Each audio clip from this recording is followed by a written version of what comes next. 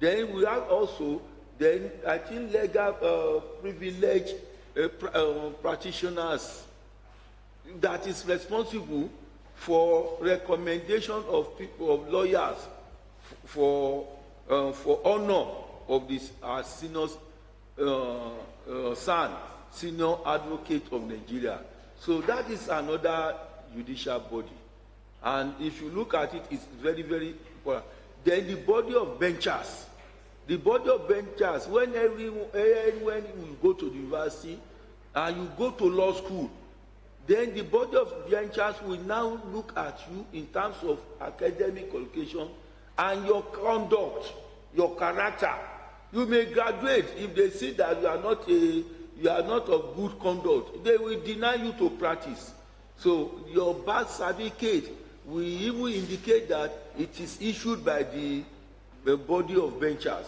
So that is another judicial body. I've mentioned about 5 of them now, isn't it? So it is very important to note them for the purpose of your work and your examination. So can we put our hands together for ourselves? Though I won't bother you about the function of the judiciary. I think that is very direct. I think you can quickly look at it from your manual when it is sent to you. And even we have given you. So when it is sent to you through online, you can read further. Then let's now go to the second paper, which is overview of the public service rules. So I'm starting from this end now. We have not, because we didn't talk. Can I call somebody there? Can anybody assist us? Or can we just leave them because they are not keen? Not on public service rule. You can't come out again. Any other person there? Ogami, please, you can help us. You can't. Okay, let me come to this overview of public service rule. Come. Okay. Good morning. The overview of the public service. We're talking about the difference between the civil service and the public service. We're told that the civil service consists of the core ministries, which include like Ministry of Works, Ministry of Information, and the rest of them. Then that of public service are the ones which are not core ministries, which includes the parastatals, the paramilitary, the armed forces, the educational institutions, judiciary. And then we thought that in the parastatals we have in the paramilitary we have army and the air force. In the armed forces, army and air force. Then paramilitary we have immigration and the civil defense and the rest of them. Please, can we put your hands together for him? He has even made difference. He has told us that those in the civil service are those that are called the civil servants. Those in the civil service are called civil servants. But any one of them who is not in the civil service, they are called public servants. But I want you to note that when you are a civil servant, you are a public servant. But when you are a public servant, you are not necessarily a civil servant if you don't work in the civil service.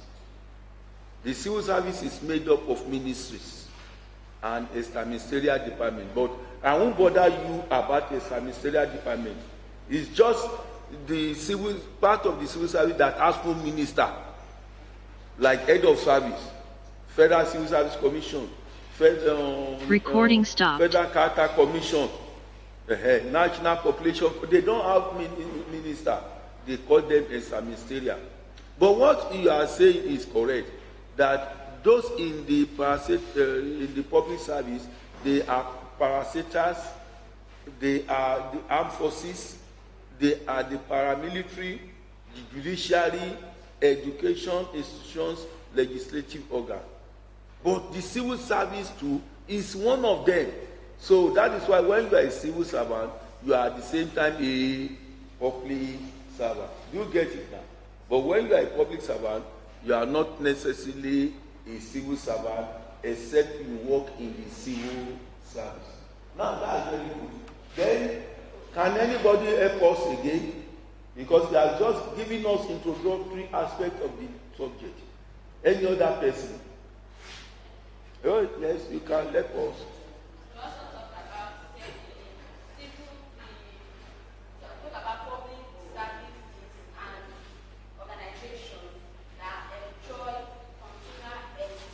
Oh, yes. Talk about types of appointments. Talk about special appointments that can come from the president, like the president of Nigeria. Talk about acting appointments. Talk about non-pensionable and contract appointments. When we say the non-pensionable appointments are those ones that you are not under, it's not a permanent appointment. While the contract, like having agreements, but you be paid, but you are not under permanent appointment. Thank you very much. You see, anytime you talk, I'm always impressed. Anytime you want to help us, and you raise hand like this, but why are you clapping? No, that shows she was attentive. You see, pay attention. Pay attention. You see, all these things we are doing today, it may be like joke. We started like that, Abby. We started like you. And that is what we are now you having to put food on our table after retirement. Please pay attention to whatever that is done in the office. Show interest.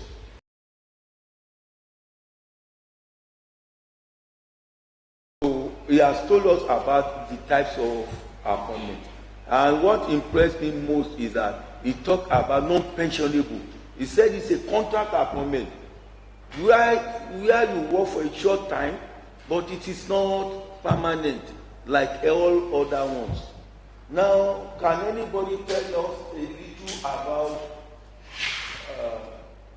the appointment before we move to this?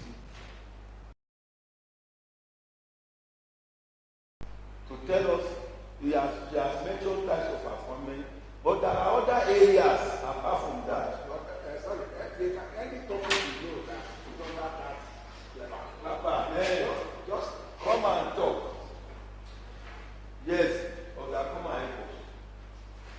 Because we're very attentive. So,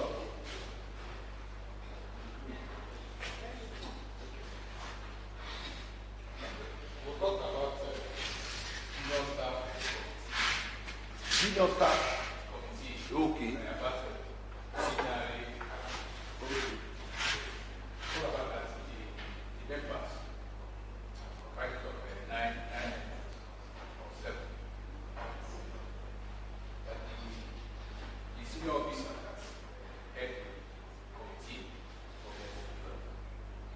That egg or is a member. And a member. 12. And we'll talk about senior staff committee as well. For disciplinary actions. And the members comprised of CR and other directors. After the discussions, staff based on the friends of the present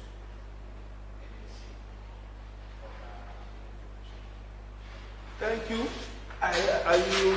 You make a good attempt, but the committees are not only for disciplinary issues or matters, for both appointment, promotion, and discipline. You get it now. The committee is not only for disciplinary matters, but equally for promotion and discipline. Then, having said that, the chairman of the senior staff committee is the CR because he's the accounting officer. But all directors are members. But director admin is a member and the secretary. But for junior officer, junior staff committee, director admin is the chairman. But other members not lower than level 12, which I agree with you. So can anybody contribute? Yes, madam.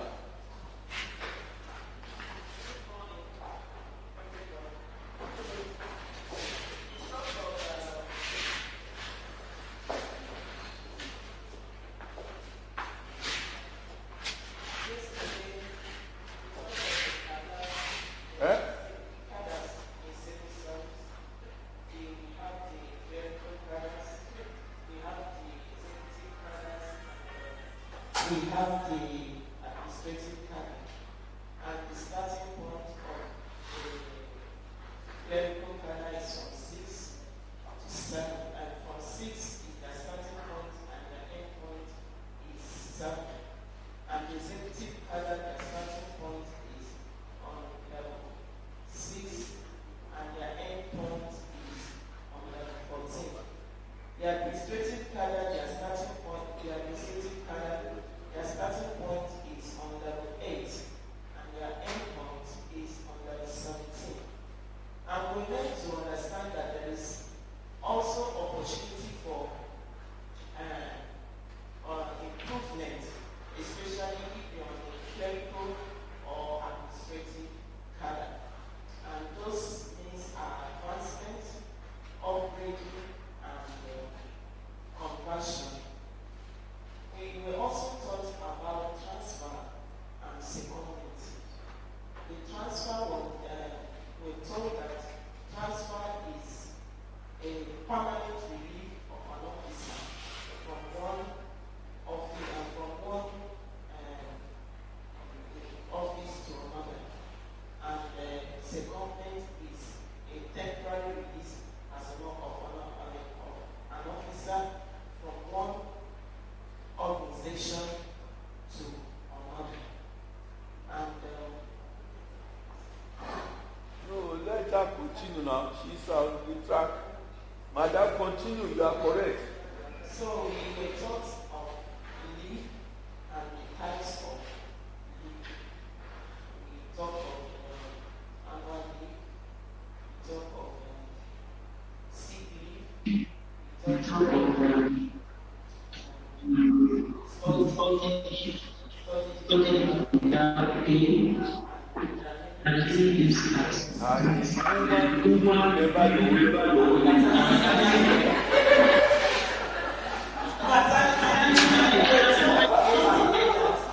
new service rule that is not that will soon come out, that leave is no longer on calendar days, is now on Working days. on working days. So that was the information we got yesterday.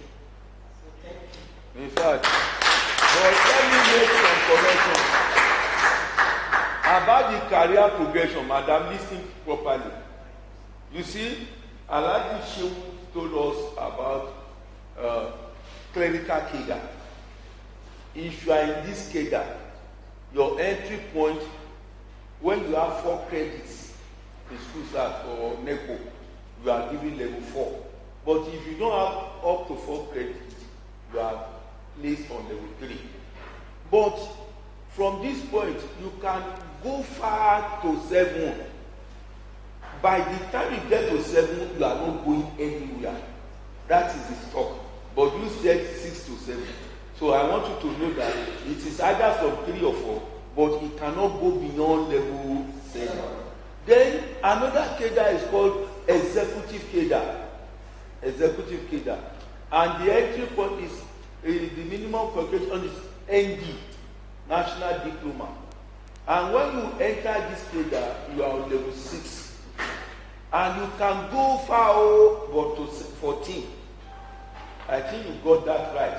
You can't go beyond 14. Then the third one is the administrative cadre. And the entry with minimum qualification for into their cadre is a university degree in recognized subject areas. Then you can go from level 8 and the sky is your limit up to director. So, and that is what he told us. But any one of them, either you are in the clerical or any other cadre, you can rise if you go further to study and obtain recognized certificate. The office will now convert you or grade you. It does not mean that when you are a clerical officer, you end as a clerical officer. No. You can develop yourself and go back to school. So the sky is your limit. Thank you very much. So without wasting time, because of the next paper, you want to talk? I want to talk about the type. Okay. There were 3 types of appointment. The controlled appointment that I never did. Which he said that one is an appointment that is an institution where an officer is being appointed to undergo certain training on the area of appointment. That is training appointment. And then the second one is provisional appointment, where the appointment is for certain period of time pending confirmation. Then I think the third one is on acting appointment, where it's an acting capacity. That is That is very true. Thank you very much. But nobody has talked about discipline, which is very true. I'm sure you must have mentioned that to you. Anyway, I want you to read that aspect. Why you need to read that aspect is that you will not become a prey to the hand of somebody who wants to let you, who wants to remove you from service. Discipline area is very, very important. Very, very important, because this is the area you know the offenses and the penalty for such offense. You understand me now? So if you come late, you know what can lead to. If you alter records, you know what that can lead to. If you disclose information because you work with a judge, you see the judgment and you go to the lawyer and say, you lost that case, so you know the implication. So I thought you should have mentioned that area, discipline. Mm-hmm. But the level you fight. That is the most of you. You always want to something. So you should be very careful, caution yourself. Don't be provoked by anything. When you say somebody is a citizen, you're supposed to be an ambassador. Outside the service. You get the example of somebody that would have brought and ran and displayed the benefit they gave you. So anywhere you are, like I always tell people, if you fight in your house and it is reported to the office, they will take you up. Don't think that it's only fighting in the office. Or you are entire class in the office of battering your wife, beat your wife, do many things. Once the case is reported to the office, they will take it up. So these are the things that you must guide yourself to be a good citizen. And I want to add, in those days, when somebody wants to get appointment or get anything somewhere, they normally ask if you can get a recommendation from civil service, from any civil service, starting from the 12. They can endorse the form, appointment form, court form, and as guarantee, this and as guarantee. So don't be all like what is happening to this with that civil service in Canada. And they behave alike. So you are really, that's why that topic is really need to go and read this topic. We can guide you how to operate and progress inside. Thank you. Let's look at the third one. Can anybody from this area, because I'm dealing with 2 areas now, with that lady, any other person there, they are not interested. So the third one is on code of conduct. ethics in the public service. Ethics and accountability in the public service. Please, just 2 minutes. One person to tell us so that we can move to the next paper. I don't want to be calling names. Madam, please come. Come and tell me. You don't even tell anybody, tell me. Just say, this is what you say.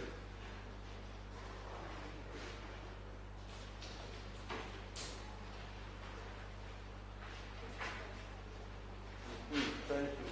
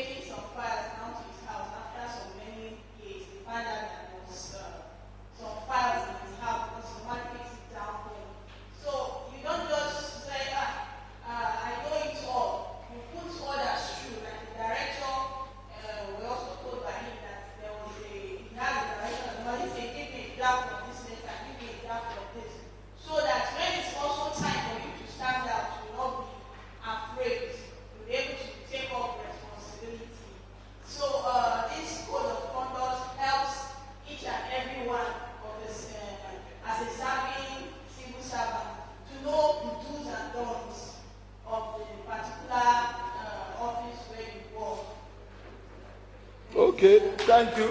But before you want to go, before I leave you can sit down. Madam, when you say code of ethics, just give me one thing that you know as code of. Don't explain it, just say one. Code of ethics, one. Rules, no. Moral, that is the definition. I said the code of ethics. Don't say, code of ethics is this one. And please give me one of that. Just one. You are wasting my time. Discipline, thank you. Integrity.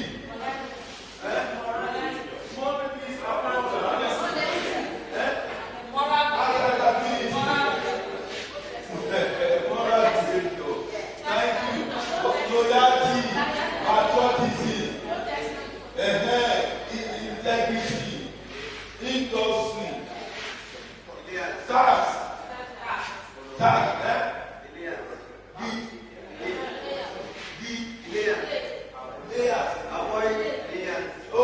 avoidance of delay. Thank you.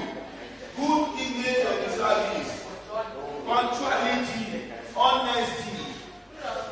Yes, efficiency, helpfulness, punctuality, decent basic.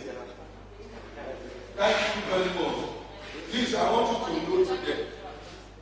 So by this, madam, I think we can go to the business of the day. So, Mr. Situ, I think you want. Okay.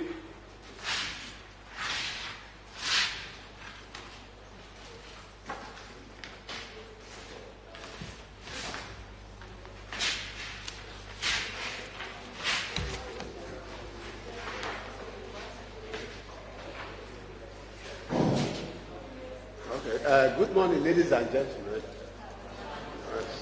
I can see that we look special. I must confess to you, but I will discuss that later. The way you people responded and the way you assimilated what you were taught yesterday, it shows that you are different. I was just telling the director, but we shall discuss that later. The topic today is sources of information in the public service. Sources of information in service. But let's first start. When you talk about, can anybody just share with me what do we mean by information? What do we mean by information?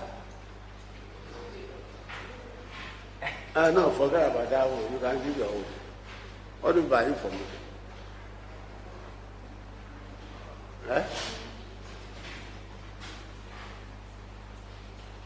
If you like, look at it 10 times. You tell us. Yes.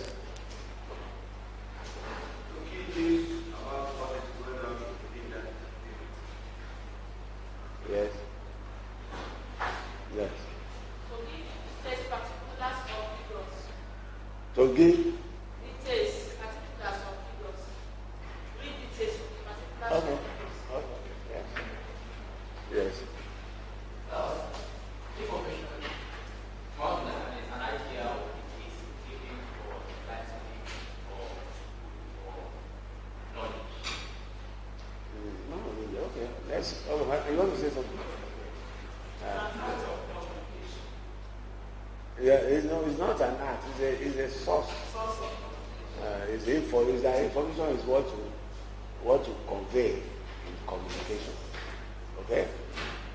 So don't use it in communication. You communicate information. At least you pass information. But like some of you have shared with me, when you say information we are talking about something, it can be generated by you. It can be generated by but it's a data or anything, any message you pass that originates from you or that you send to somebody. Like for instance, your date of birth is an information which anybody can make use of. I mean, your first appointment is an information. Your promotion is an information. Because somewhere, somehow, somebody will use that information. Even though you are and you are the only one that can give that information. But before you know, some people will now beginning to use that information for further deliberation, further documentation, and so on. And that is one thing I noticed, that we don't keep information. And because we don't appreciate information. When you ask some people now, do you know the date of the birthday of your daughter, first, second, third child? Even some, you keep. If you ask some of us, do we have a best certificate results? We cannot. Because we don't keep it. You see, the record is very good to be kept. Because it can be used anytime, any day. So what we're saying is that when you look at it, it's a facts provided or named about something or someone. A vital piece of information. Details. Particulars, facts, figures. All these are source of information. Okay? So when you say, okay, like all these social media, social media, they are bastardized information. They are not correct information source. They give some accurately, some because they deliberately give their information sometimes for negative purpose. To disorganize people, to disorganize society. But that does not mean that the entire is an entirely false source of information. So, when you have information, you convey it, or you for certain purpose. Next slide. Now, let's look at the sources of information. Like I said, you have various sources of information. Some are primary, some are secondary, some are tertiary, some are primary sources. But let's look at when you say an information is primary. And if you want to look at information as primary, it means that the information is originated from the owner. Okay? You will say something. Say something. Yeah, by a person or group of people. Okay? Because they are the only one that have that source. They are the only one that have experience. They are the only one that can, categorically say, this is what is happening. Are you getting my point? So that's like for instance now, if you want to get any information regarding presidency, whether it's VP or the person that can compete with you, where is the spokesman? There is a spokesman that can tell you this. With due respect, respect, there was a time, Buhari's wife was harassing the minister. That they said his wife that Buhari is having affairs with one of the minister. That is either. Okay, that is having affairs with one of the ministers, and the woman eventually went on her own, to establish that fact. Okay, when he got it, I found out that there was no any iota of truth in it. He came back and started blasting all the ministers, especially the Minister for Information. He said there are some information that can be very damaging to personal integrity, but you as an information officer, you kept quiet. They said silence implies consent. So when they are rumoring things anywhere, and you that is authority on that area, you didn't talk, it means that rumor is confirmed. That rumor is an established fact. But if you confirm to dispute it or to knock it off, it means it becomes a rumor. Are you getting my point? So what I'm trying to say in essence is that a primary source of information are those people who are within the corridor of that say, people that have the authority to say something about that matters they are talking about. Somewhere, somehow, the information subsequently will become secondary for the next person that will be making use of that information.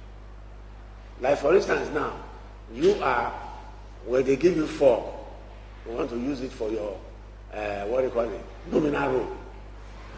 You are the original, you are the primary source. But by the time nominal role is bringing it out, if that's your information, it becomes secondary. Because if they said, where do they get information? They will not say it's from you, but they will say it's collected from nominal role. But somebody supplied that information for nominal role compilation. Are you getting my point? So you can see how information graduates from one level to another, depending on who. So secondary information is, you are talking about information that the source, you are quoting the source, you are not the main source. But somebody is the source. It's just like, for instance, a book, a journal, especially a book. A book, information contained in a book can be primary source. And it can be secondary. Because the writer must have been quoting some aspect.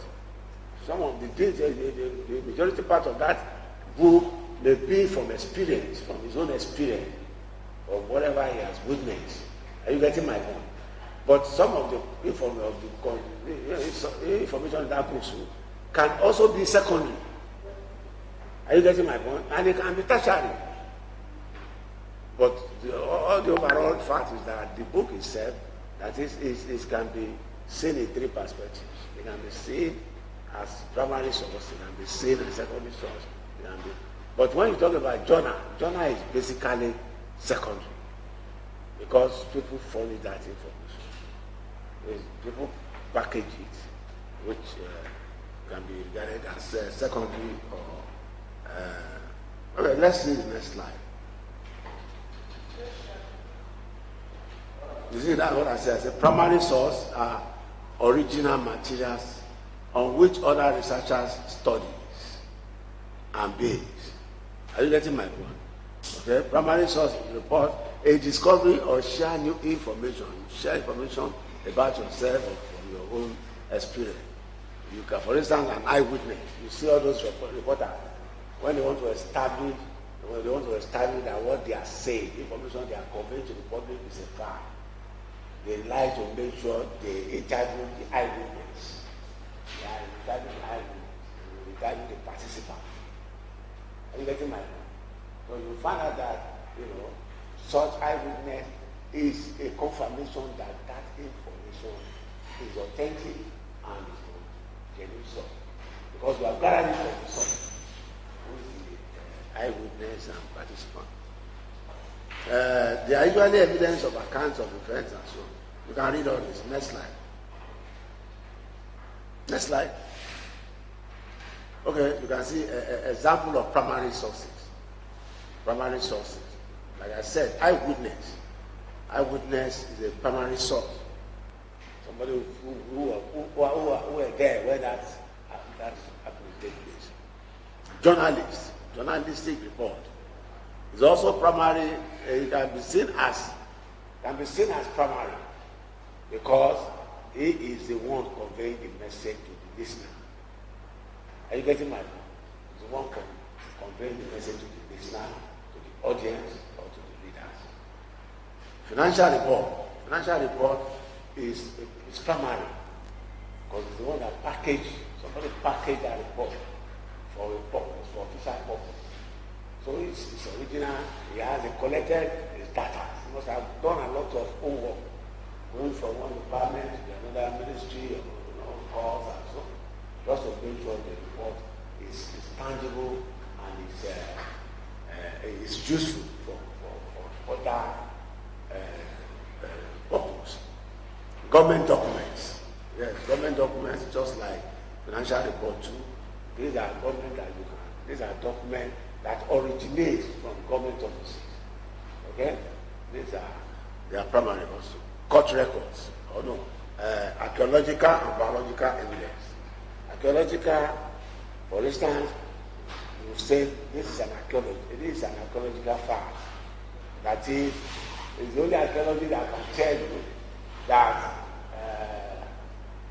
for instance, there are many controversies about Yoruba sources. Some people will tell you that all the Yorubas are for Udua. But we have seen many historians that tell you that's not true. That even Udua is a foreigner. He came from Mecca. Because the father is a landowner. We are able to get all these things through perhaps through the archival facts or history or information that. So, but they are always, when it comes to archaeology, they are finders. They search for information, they excavate information, they do a lot of things that can be presented as facts for whatever history or documents they want to publish. We have court records. Court records are primary because these are the things that happen in the court. These are the things that you gather. The judge is talking, lawyers are talking, even the witness and everything. But somebody is recording it for future purpose, for decision making. So the events that took place in that court, it becomes an information, it becomes facts and figures that can be disseminated for future sake. And that shows that record is from primary source. Ephemeral sources, posters, handbills. All of us know handbills, posters, and so on. Literally manuscript. Manuscript, these are the things that is written by someone before it becomes a book or becomes, when you want to write a book or research, you have been jotting it somewhere, doing all sort of things and so on. We have seen many people, they don't produce books. Not because they intended to produce books, but eventually they did not produce it. I think I was reading something from Nehru of India. Nehru of India, he did not write a book, but they said the father of India. But it was his child, the daughter, gather all his manuscripts, memoirs, everything that gathered together and package it to write a book on behalf of his father. So manuscript is very is a very good primary source. Minutes of meeting is also a primary source. When you cover a meeting, that's your minutes you are saying. It becomes an authority. It becomes a reference point. Anybody, because there are information contained in that minute. Decisions are taken there, deliberations and so on, many things are there. You can even get information about the people who attended the meeting, people who did not, who were absented, or people who were not even a member but representing, they were invited and so on. That is a very good source of primary source of information. So sir, for those that are join from adoration, when you go close to this mic, that's where they will hear you very well. Okay. Go close to this mic. Okay. This is the mic Okay, so next slide. Next slide. Secondary information. We have been talking in some parts that are secondary source. These are sources built up of primary source with more extensive and deep analysis. They summarize, evaluate, and analytically interpret primary. You know, when you talk about, when you get information, when somebody originates information, when he originates information, somebody is going to sit somewhere. A good example is minutes of meeting. Minutes of meeting. Or we can say report writing. Are you getting my point? They have said, like we normally teach people, it is not all the things they deliberate at the meeting that will come out in your minutes of meeting. But it is the facts, substantive facts. Are you getting my point? Or decision taking in that place. These are the things that are important in minutes of meeting. So when you look at it, there are some information, some people will sit down and still beginning to analyze on that information. How authentic is that primary source? How authentic is it? Some people will research it only to establish the truth information. If anyone, after the analysis, whatever come out of it is regarded as secondary source. Are you getting my point? Okay. It is one step removed from the original or primary source. Secondary sources are published works, yes, they will list their sources of information which can be used to locate additional information. Use secondary sources to see what others have discussed and so on. Next slide. I said next slide. Okay, the guy is on, right? Okay, so you can see the example of secondary source. Textbooks, monographs, books, encyclopedias, analysis, review articles, dissertation, thesis, history. Is also source of information, source of secondary information. Okay? The other time we talk about the biological, when we talk about archaeological, biological also. Because when, for instance now, if a child is delivered through what they call this thing, the one that is it? A seers. You find out that it's a special child, and it has a special record. The records about that batch will be different from the one that is delivered normally. Okay? So the doctors and how they carry out that operation they did is an available fact that will be useful as source of secondary information. Okay? But the eyewitness are the surgeons, the nurses, or physicians that perform the operation. But the information is said about the operation is secondary because they are getting information from those who participate in that operation. Literature, of course, is secondary. Okay?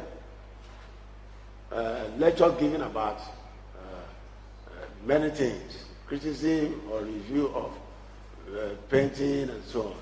Yes, for instance, you see painting. Some painting like that, you'll be seeing, it conveys a lot of information.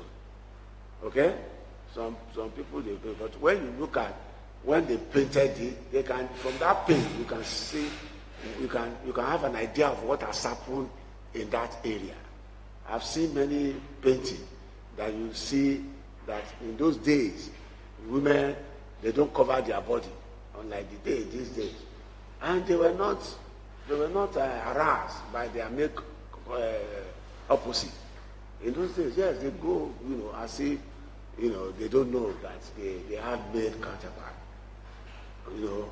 That page is telling us what was happening, the perception of people at that time, the behavior of people at that time, the interactions and so on. So you can see that painting is conveying information about the past. But that painting itself is secondary. Okay. Social sciences. Yes, new commentaries, article analysis, result of mental illness, and so on. Population trend over time. All these are, or you talk about demography, how you gather data and so on. Natural science, review of articles and so on. All these are sources of information. So you can go further on it. Next slide. Tertiary. These are distillation and collection of primary and secondary information, or secondary source of information. Okay? For instance, the information is compiled and digested into factual representation so that it does not obviously refer the point of view, critics or persuasion. Tertiary sources are typically the last to be published in the information sample because it has been filtered through many reviewers. They tend to consist highly reliable.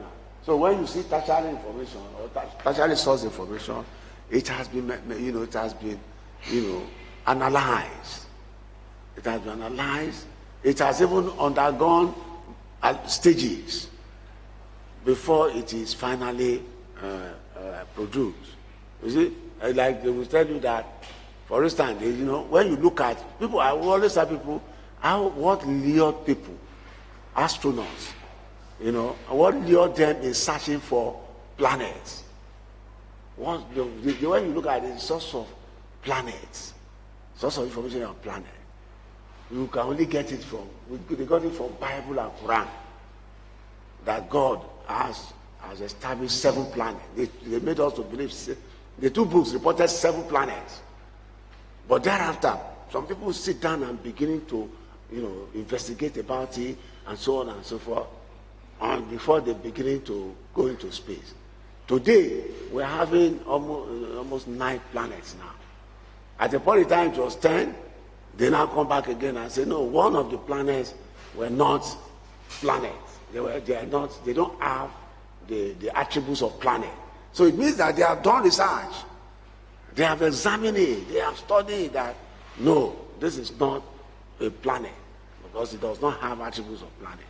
So that is the example of a tertiary source of information. Okay? But let's look at the source. Okay? Encyclopedia is a source. Directories. Directories. I don't know. They don't use it again in the service. That is where you see information about all staffs in terms of their phone, in terms of their offices, and so on and so forth. Okay? Dictionaries, yes. Handbooks, guides, classification information. Okay, next slide. Sources of information in government offices. Sources of information in government offices. So when you check, we have been talking sources of information generally now from the past. Have you been discussing, where you can get, or how you can get, what do you call it? Information, either from primary, secondary, or tertiary. But we have specifically sources of information in government. Any sources of information in government is authentic. Sometimes we call it authorities. They are authorities. In fact, if you want to do anything, you want to present a paper, or you want to seek approval for something, if you don't cite that source, that authority from one of the recommended source, they may not approve it for you. You don't just present, I want to train people. I want to train staffs in my department or in my office. You must tell them what empowers you in the first instance to train those people. And when you want to train them, the amount you require to train them, you have to indicate the authority that has granted that source, that money for you, and how it should be spent, and how it should be accounted for, and many, many sources. So that is why you'll find a lot of, sources of information in government offices. But let's look at it one after the other. Public service is the principal, source of information. Public service, because it contains, like I said yesterday, it contains a lot of information. contain information about how you come into the service, how you progress in the service, how you can be removed from the service, and also contains, your welfare in terms of your traveling, in terms of your, entitlements and so on. Even after death, public service contains information about it. What is your benefit after death? Die in active service and so on and so on. So you can see, it's a loaded document. It's an authority. Okay? It's an authority that gives other source of information authority. Are you getting my point? So it's a very vital information. That means source of information. Financial regulations.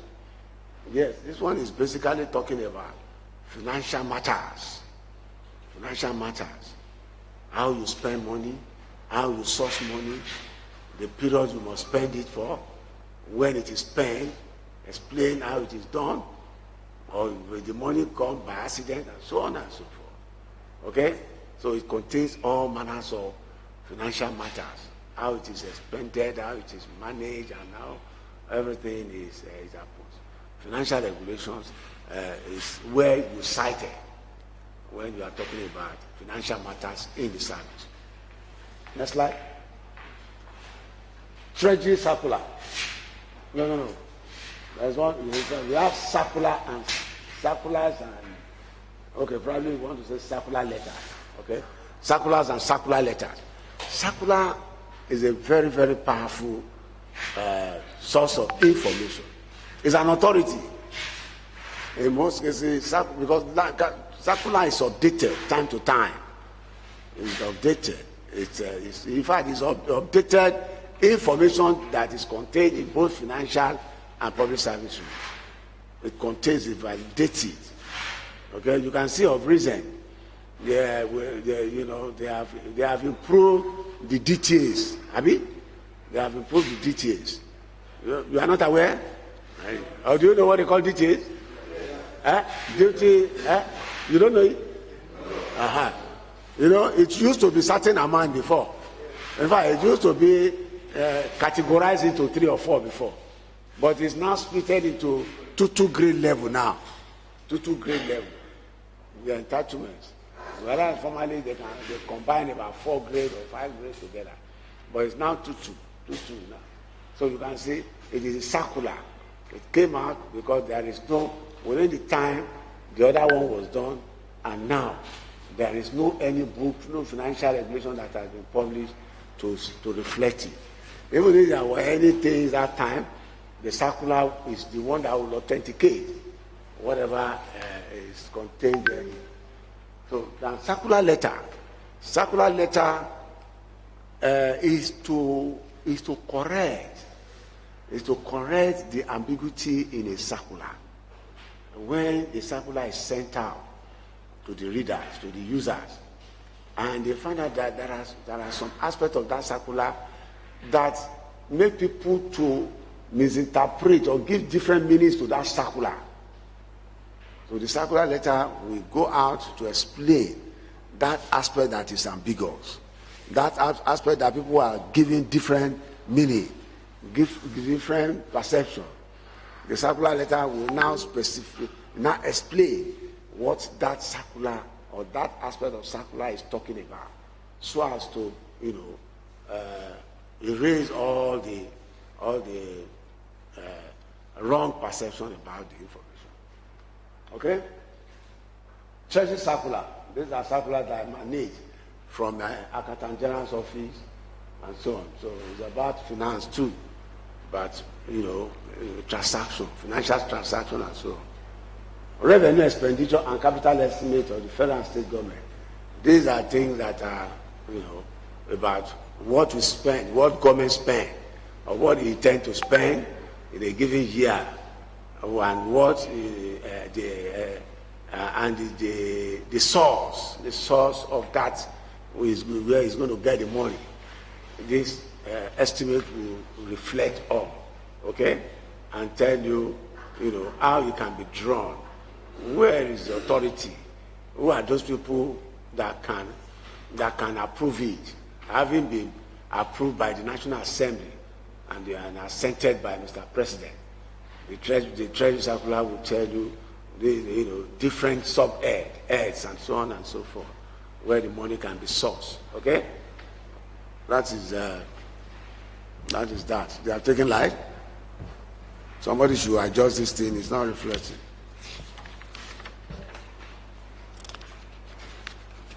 Okay.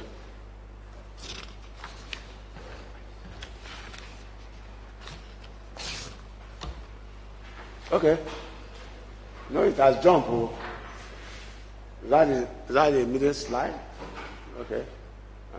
So we also have scheme of service.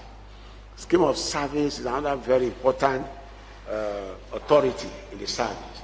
Scheme of service basically telling you, describe each job, each schedule. What is it? You can show them the scheme of service. You are allowed to show them. Yes.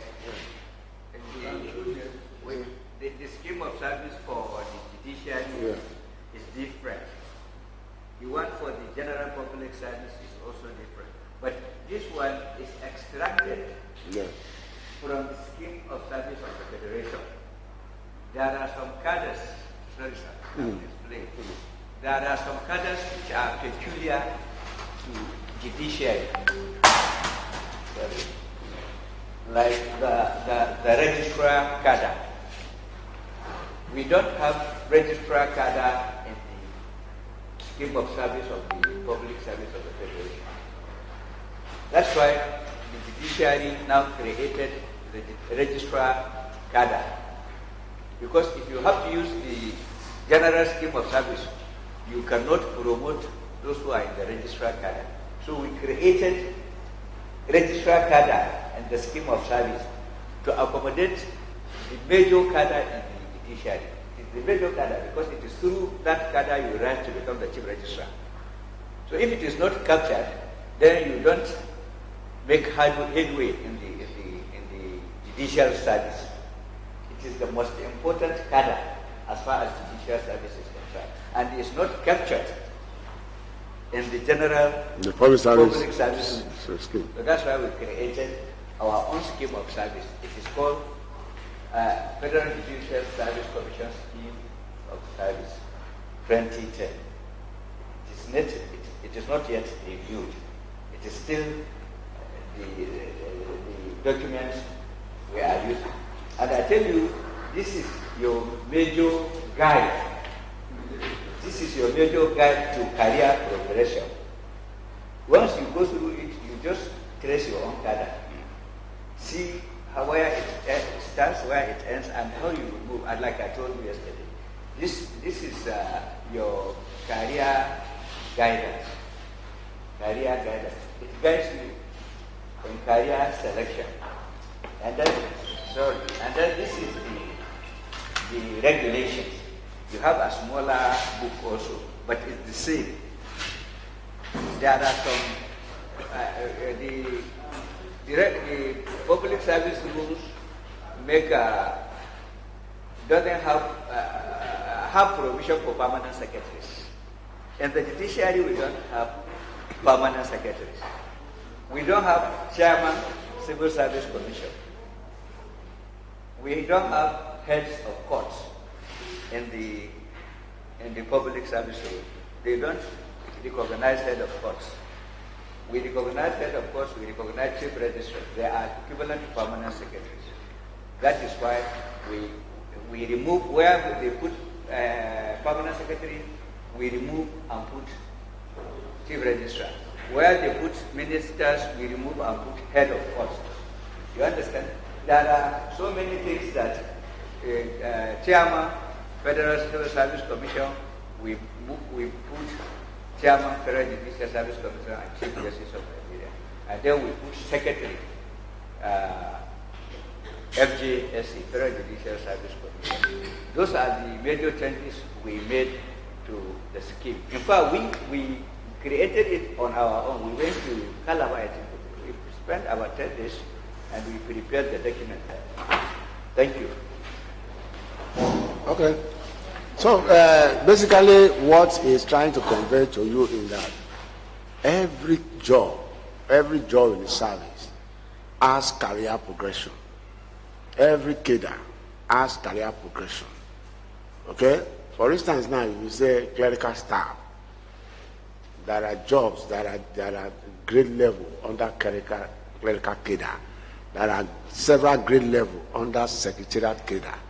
There are grade levels under in the main ministry. We call it in Ministry of Justice. We call it state council. State council is a cadre for lawyers. How they can progress, okay, to become, a directorate level or permanent secretary and so on. So what we are saying is, in essence, is that this scheme will tell you the grade levels and the grade levels in each of the cadre, and how you can progress in terms of qualification, in terms of exam required, in terms of experience required. They are stated in the scheme. For instance, like I was giving an example yesterday, you are a clerk. You are a clerk and you want to become a legal officer or a state counsel. A registrar, yes. Let's put it, you want to become a registrar. It means that you need to go to university and obtain a degree in law. Go to law school, you stay there. After law school, like we talk about the chambers, and what do you call it? Those lawyers that are approved. So all those ones, they are supposed to be stated in the scheme. And how you move from one grade level to another till you get to the last post as chief registrar. The scheme of service containing. And how you, like I said, how you are moving from clerical cadre to registrar cadre. We are moving from a clerical cadre as an account clerk. You want to become an accountant. Is there in the scheme of service. So these are the things that scheme of service contains. It tells you your career progression. It tells you the ranks. It tells you what are the exams that you do. For instance, combined confirmation is one of the things that career scheme of service will tell you, that you must pass your combined confirmation before you can start thinking of promotion in the service, whether at the junior level or at the senior level. Scheme of service will tell you all those things. Even the scheme of service will tell you, once you are a confirmed staff, and once you have passed combined confirmation in the main service, you don't need interview. You automatically promote to the next grade level. If you're on level 8, you join service with level 8 with degree holder, with degree certificate, you have passed your combined confirmation in the main office, the main ministry. Once you pass your combined, they advance you. We call it advancement. They advance you to the next grade. Or you see level 3, having passed, combined confirmation, they advance you to level 4. Advancement, when you talk about advancement, you're talking about the next grade. You can't jump. You must be the next grade. So these are the things that the scheme of service May I explain something, please? I'm very sorry, please. This accelerated or conversion, promotion or conversion from one cadre to another. Like even if you are a messenger and you want to become a lawyer and convert to registrar cadre, for you to be accepted, for the authority to recognize that, you have to seek for permission to go to the school and then get approval of the authority. With the approval, you can go to the school and acquire higher qualification. But the way we are doing it, people who go to school on weekend, they acquire additional qualification, they get their degree certificate, and then come to the court and say, look, I have acquired this qualification. It's not done. It has to be regulated. The court has to approve for you. The court has to know so that they can create vacancy for you before you finish your school. When you finish your school, they know that this man is finishing his school, and before you finish, they will create vacancy. And by the time you come back for your application, they will look at it and they will call for your file. They will see the approval you'll see that yes, you have acquired an education, and then yes, there is vacancy for you to be advanced to that level. It's not just you go to school weekend and then you acquire a degree and then you come and say, the court is not fair to me. I have gotten additional qualification and then the court is not advancing me to level 8 or level 9. You have a question there? Yes. I would have suggested you write your question somewhere. We can write it somewhere so we can answer it together. Okay, so we have spent too much time on scheme of service.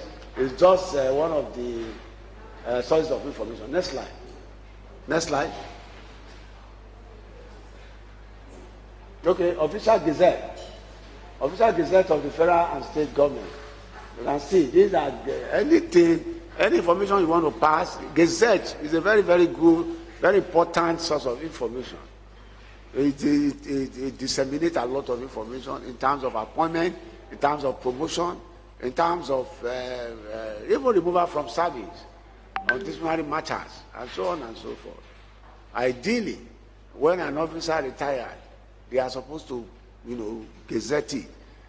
That is the normal situation in these days. But most of those things are not being followed. So there are 3 types of gazette, namely ordinary gazette published weekly. There are gazette that publish activities of government every week. And there is another one we call supplementary gazette. Supplementary gazette is the one that is published, followed by the main gazette, whether there are some facts that are supposed to have been, included in the main gazette, in the ordinary weekly gazette, and is not accommodated. They can now make provision for supplementary publication, which is a second, we call it supplementary gazette. An extraordinary gazette, these are gazette that are is not an usual gazette publication.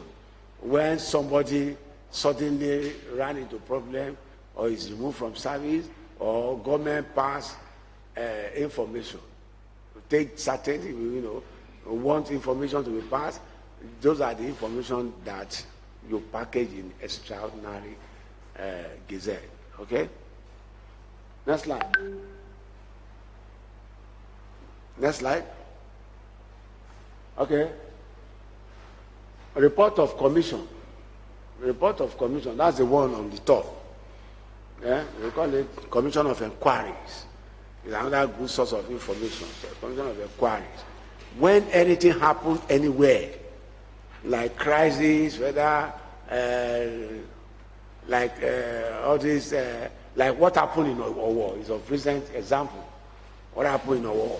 Government can form a committee, inquiry commission, to go and investigate into that place in order for government to establish the fact. Okay? So the members of the commission will go there, investigate, gather information, and make a report to the government that this is what happened, this is what transpired. That document is a source of information because government is going to use it. The information contained therein are going to be investigated also and packaged finally into, and which is next to most of those information contained there. It will be packaged into white paper. Another committee, after they have submitted their report, the Commission of Inquiry, they will submit their report to the government, and government will now set up what they call white paper on their recommendations. Because it's not all the recommendations the Commission of Inquiry made that would be relevant or be substantial for government. It is the one that this white paper, the one the committee will extract, that is of use, that government, they want government to take this on, then this committee will now, package it into white paper. A white paper is like authority. It's authority. You can use it sometimes, even when it has not been gazetted or when it has not been passed into law. It serves purpose. They can be using it temporarily, when it is signed into law. That's what we call white paper. Okay. Then we have other sources of information.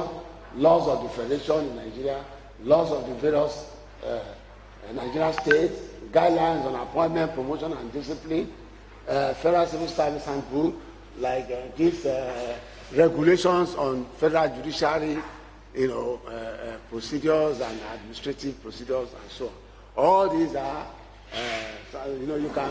I know some of you must have been hearing about this civil service handbooks. I mean, it contains information about how you operate. There are some conventions and some practices in the service. You find it there. How do you write report? How do you write minutes of meeting? How do you write a letter? How do you, many things, conventional things, practices, they are contained in the, what they call civil service handbook, to guide you, to promote you, to establish, to enhance your knowledge. That is what is contained in there. Then we also have, of course, the real principle of them all, which is the Constitution of the Federal Republic. And it's very, very important. They will tell you that, it supersedes any other thing. It supersedes even the so-called parliamentary bill, or parliamentary act. It supersedes it. So you can see our Constitution, of course, you should know that that is the book of Nigeria.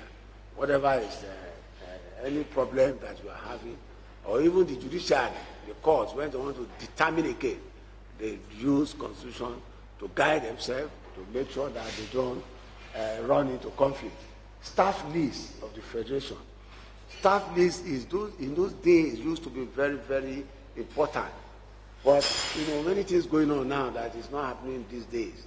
That was many things going on those days. That staff list in those days is from level 6. Once you get to level 6, AEO, your name starts reflecting in staff list. To show your birth, to show when you come to service, to show your grade level and how, and many other things, your status. If you are, that's where you know somebody who is now missing. Through staff list, you know what was he bearing, at what age did he get to service, at what age did he marry. You can, even when you just see staff list, you can talk, you can write many things about people. In those days, you don't tell lies about your age by length of service, because it's one of the booklets they will use in detecting your life. We were able to get somebody where he didn't know that his name is a federal staff list. The age is claiming, he has doctored his age. By the time they gather almost 5 staff lists, they found out that the five booklets, they were consistent with the age information they gave, contrary to the one that he gave of reason. So they can detect, they use federal staff list to detect many faults, many wrong information about individual officers. So very, very important source of information. Publication of the Federal Office of Statistics, all of us know that. They pass information about the data, about the system of the country. Publication of the National and International Management Development Institute is also an important publication by the Office of Federal Service. Annual report of ministries to department. The list above is inexhaustive. There are many sources of information that you can talk about. All these things is to guide the operations of the service, the business of the government, and to see how the service can progress. Next slide. Next slide. Now, official abbreviation. Official abbreviation. These are ways by which we communicate. We communicate in the service. We use this abbreviation to augment our write-ups in the service, to enhance and shorten the volume of our write-ups in the service. That is the one we call official abbreviation. There are certain expressions that will be very lengthy on paper when you are writing it, but this very abbreviation helps us to shorten it. If a paper or a minute or a brief that will have 5-7 pages, by the time you're beginning to write it, reflecting all this abbreviation, you find out that that paper will reduce to about 3 to 4. These are things that we inherit from the colonial masters. They are mostly, what do you call it? They are derived from what we call Greek, what do you call it? Latin. Most of them, they are Latin words. But they are beautiful. The lawyers too, they use it a lot. Okay? They are Latin words. And you can see it, you see, at back cover. You can see the sentence. You see the word at back cover. By the time you can't have any letters in at back cover. There are almost 7 or almost 10 or 11 words. It has reduced it to 3. You can see how it's shortening your report. Okay? You talk about accounts. Account is talking about almost 7 letters.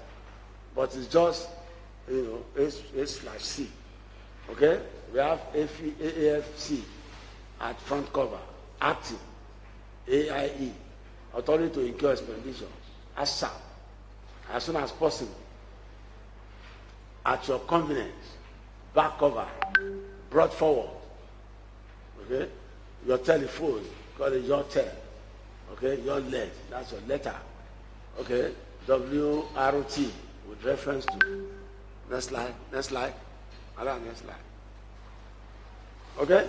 So there are many like that. I don't want us to start mentioning one after another. They are to shorten write-up, to avoid making a letter or presentation or minutes of meeting to be too voluminous.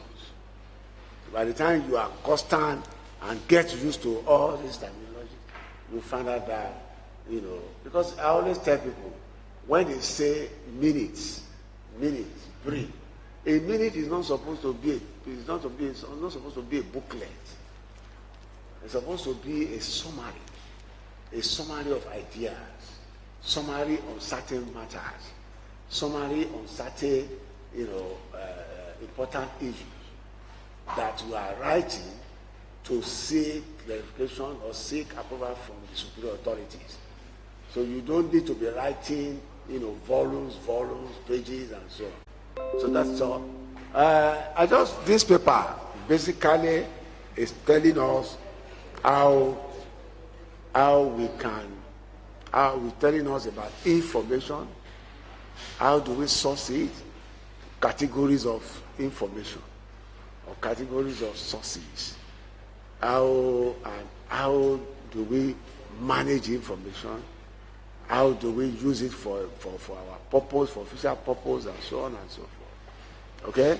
In order to achieve our primary goals and results. So that is why it is very, very important for you. We concluded it with abbreviations on how to build yourself, to build up your write-up, to improve your write-ups, and so on. And like I said earlier, any information that you want to pass or you want to present to your guy, you must make sure that it's authentic and is within the approved sources. You don't just sit down and write, hey, this thing is supposed to be like this. Don't use your initiative. This is supposed to be like this. Whatever initiative you use, you must buttress it with authorities. Any of those authorities we have mentioned. Anything outside it, whatever recommendation you are making, you are just on your own. Nobody will approve it.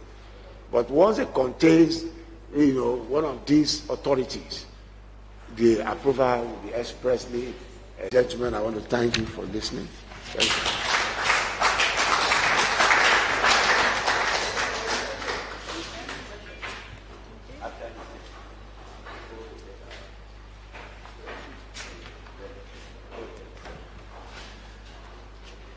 Good morning once again. The way we applaud our presenters shows that we are being biased. You are gaining from them and you are not responding. The only thing you can give is this round of applause you give.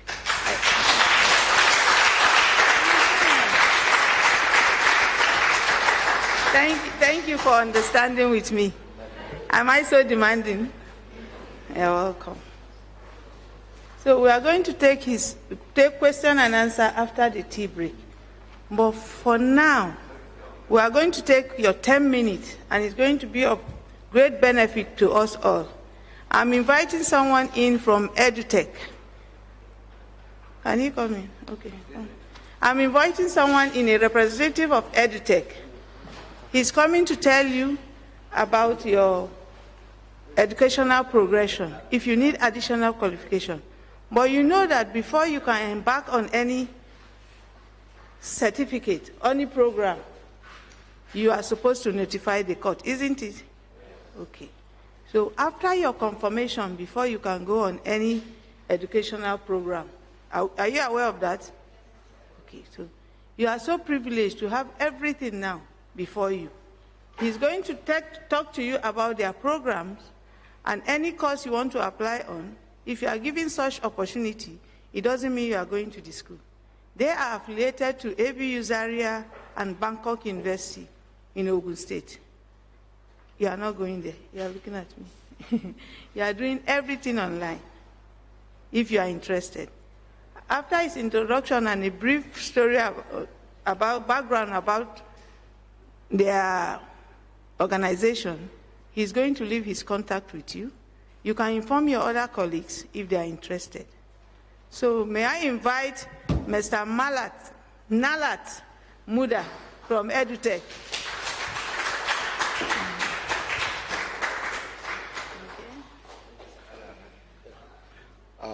Thank you, everyone. Nice to meet you. Thank you for. I know this is fine. Thank you for the opportunity. Nice to meet you all, and welcome to this wonderful organization. So, like she rightly said, my name is Nalat Muda. I am a business manager with EduTech. So at EduTech, we're a technology company. We provide end-to-end technology solution. We're the technology partner for ABU Zaria. As I'm pretty sure most of you are familiar, it's one of the foremost university in the country of stellar reputation. And yeah, okay, can you all hear me? Yeah, okay, thank you. So what the idea behind, so EduTech, ABU Zaria runs a distant learning program, which is a part of the university, but they focus on students that are trying to balance their career and education. So yes, there are, when you attend the school, we provide technology platform that allow for students to take classes, write their tests from any part of the country. And with our technology, it has enabled them to be able to, recruit students and have students from all around the country. And the only thing that would ever, make you have to travel is from wherever you are to your preferred exam location. So right now they have centers in Kano, in Kaduna, in Zaria, they have 2 centers in Abuja, and all of them are in town. They have one in Garki, another in Wuse. They have a center in Port Harcourt. They have a center, I think, we're opening a center in Enugu. They have 2 centers in Lagos. And all of this is to provide convenience for when students go to write exam. So I will give you, one of the things that makes it a very perfect place for you to balance your career and education, right? So they run specific programs which I would share with you, but at top of mind, they have a master's in business administration for marketing, master's in business administration for finance. So for those of you that are, looking at a career in finance or accounting, right? So that's covered. For those of you that would be in admin or HR, there is masters in human resource. They have a master's in information management. So for those of you that are going to be on the data side, or those of you that are going to be on the communication side of the institution, that has been covered as well. They also have a master's in law enforcement and criminal justice. So those of you that are on the legal side, that has also been covered. And there are lots more, by which I don't want to take too much time, but once I have your detail, I think they're passing a form around. If you could provide your detail, we'll send you all of the brochure and all of the cost implication and everything. And, like most schools, right, if you say you go, to a physical university, You would have to travel probably every weekend. That's what the best most schools do is you travel over the weekend. You have to travel, you have to make provision for accommodation, you have to brush through your lectures and all of that. But leveraging on technology, you take your class, whether the class is scheduled when you're in the office or you're at home, you have your class with your colleagues. It's from your laptop, you take your class, or sometimes you can take it from your phone. Your attendance is marked there. They set your tests, on the platform, and you get to know your score. You submit your assignment on the platform, very convenient.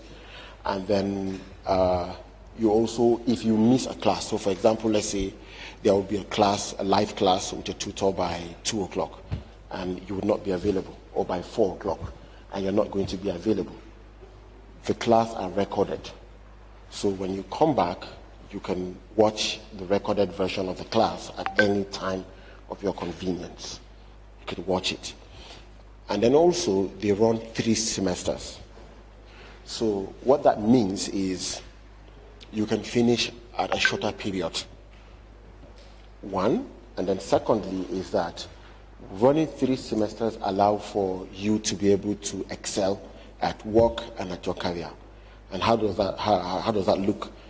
Basically, if you were to take, say, first semester, you're going to take 6 courses, and 6 courses would interfere with your job, knowing fully well that you can do well in 4, but then struggle with the 2 due to your workload. All you just need to do is you register for your 4 courses in your first semester, and you leave the 2. Your second semester, if you have also 6 courses, you register for the 4 that you want to do, and then you drop the 2. And then in your third semester, you now take the 2 and the 2 that you drop, and then you do it. That way, you will meet up with good academic score all the way around through the year. You're not going to fall behind. And thirdly is that they don't go on strike. In fact, I'm proud to say that during the COVID period, where all schools were shut down, there are only 2 distance learning centers that were operating in West Africa. I think the one in Egypt, and ABU Zaria. Those are the only 2 that were operating. And the school has a 95%, in fact, it's the number 1 rated distance learning center by the NUC in the country. And then fourth is that when you finish, there is nothing that says you went to an online university. You have the same certificate as anybody who has gone to ABU Zaria. So there's nothing that differentiates between you and, this one went to a physical school and you went to an online school. There's no differentiation. I hope that's clear. So we provide that, and then we also help them in terms of marketing. Right, so I'm here to speak to you about it, and then also hope that in thinking about your career progression and how to do well academically, you would give ABU a strong consideration and would want to be a part of that journey with you. I will get your contact, and then I'll also leave you with my contact so that you can reach out to me for further information, especially with regards to specific course that you would like to study, and what are the requirements, and what's the cost implication, and everything. And just to put it top of mind, they're currently running their admission and registration process. It should be closing. We've been open for a month, but it will be closing in 2 weeks. So for some of you that have bandwidth, some of you that are looking to start immediately, please let me know so that we can start the process and get you registered as soon as possible.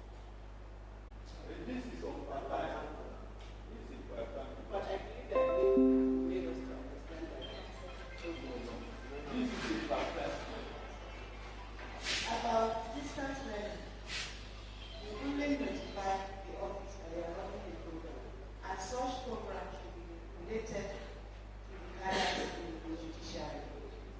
But if you are going outside the vicinity, that is when you are asked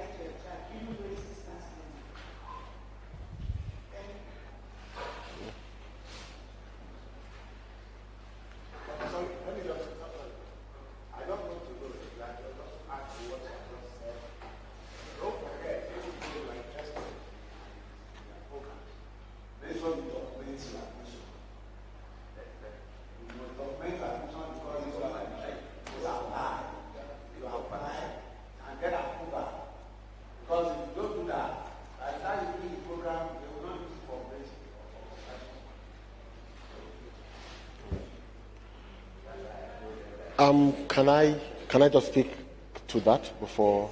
Yeah. So, two things that I failed to mention is aside master's program. Okay. So, aside master's program, we also have other degree programs, and then we also have PGD. We have a PGD in management. We have PGD in education. So, whichever one that, given your grade level or your qualification that you'd like to cross over, that is available for you. And then also, we send you, once you apply, there's a screening center here in Abuja. We have screening centers across the country that you would go there for physical screening. They verify your document, and then you're issued your admission letter. So you get the normal university admission letter that you would use. Yes, so to buttress his point, you will get an admission letter. Yes. It's okay. Yeah. I know quite sure that ABU's Yeah. a conventional. Yes. Yes. And I know that it's only distant learning. Yeah. Based on the NUC. Yes. It's only Open University that empowered for standing. So, I want Yeah. to enlighten. Okay. Yeah. So distance learning is a program that has been approved by the NUC. A couple of universities have approval to run it. ABU, Uni Abuja, University of Ife, University of Ibadan, Ladokia Akintola University, and a couple of others. What makes ABU stand out is because in their structure of their DLC, Distance Learning Center, they've separated it from the conventional university in a way that their staff don't go on strike. So both the academic staff and the non-academic staff don't go on strike. So all of the ASU strike does not affect them, SANU strike does not affect them, none of the conventional strike ever affect them. So yeah, distance learning is not just open to Open University. Open University run a completely, slightly different model than the distance learning system. Yeah. So Open University have centers all across the country, but it's just one Open University. With ABU Zaria, it's ABU Zaria, but you can study from any part of the country. It's ABU Zaria, unlike distance learning center that your distance learning center, not Open University, right? It's one Open University in the country with different study centers. And with Open University, you have to go for physical classes. With distance learning, okay, I don't know if they changed the model. Oh, okay, because my friend takes an MPH at Open University, and he has to go to the one around Wusi. Oh, okay, yes.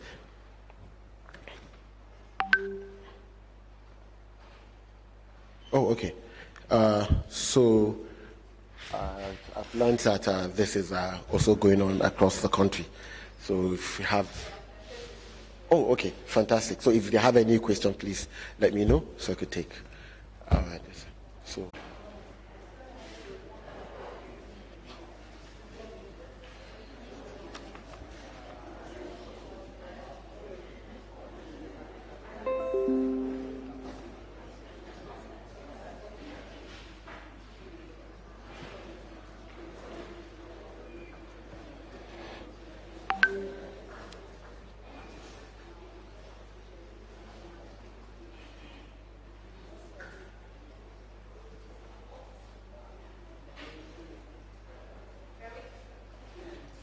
Yeah, I'm trying to put.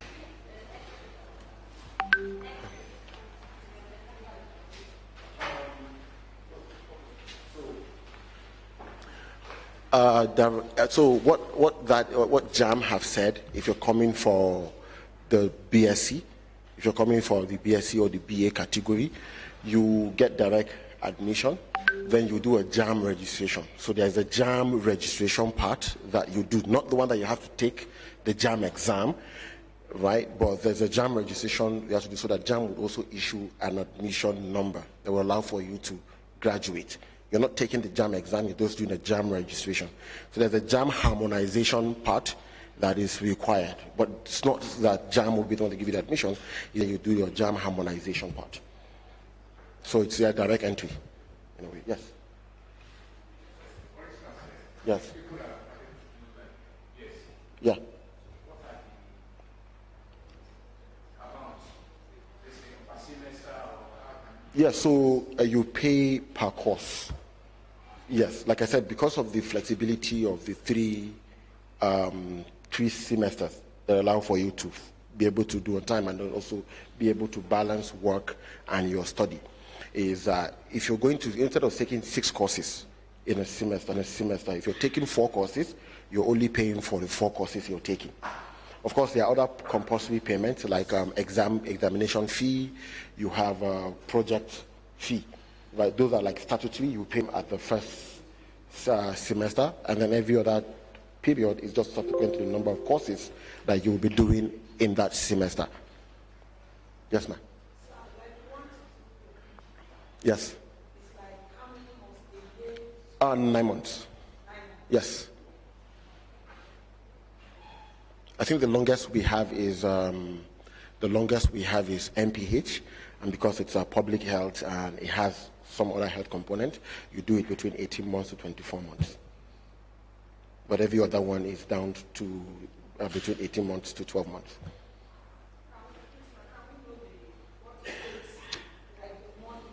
Yes, if your name on that paper, did you write your name on the paper I shared? Okay, so my colleague will contact you because every course, there's a slight difference in fee. By the time they look at the total number of courses that you would have to take for the program you're enrolling for. Right, let's say you're doing masters in marketing or you're doing masters in information management. The number of courses in masters MBA would slightly differ from masters in information management. So they will tell you based on the course you're trying to take, this is the cost breakdown, number of courses, and this is the total cost. But of course, the cost is like the total cost is what you're going to pay from the beginning of the program to the end. But it's not like you're going to be paying it lump sum. Yes. Yes. So the reason why I said WhatsApp is because you can also reach out to me on WhatsApp. Yeah, but that's a full detail. Yes, sir.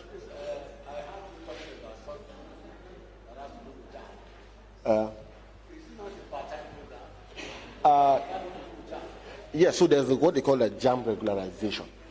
So for you to be able to wrap up and get your results certified, it will not carry the what do you call it? It will not carry the difference in saying, oh yeah, you went to an online university. For it to be harmonized with the ABU, it's a new requirement by NUC and JAM as well. Yeah. Yes, and NUC requirement as well. Yes, so it's a new requirement. So they call JAM regularization. You're in the exam where you take.